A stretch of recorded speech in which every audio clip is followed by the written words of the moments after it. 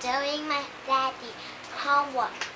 Another personal letter.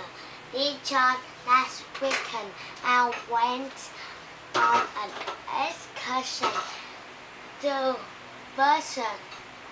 I went with some students in my class.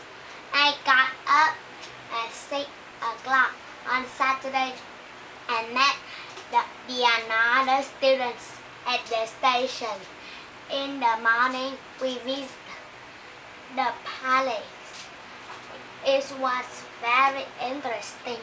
We saw Louis XIV's bedroom. We had lunch in a little cafe and I drank a lot of wine. In the afternoon, we sat in the sun for an hour and walked through the garden. I met a very interesting Frenchman with a big mustache. I didn't practice my French very much because he spoke English all the time.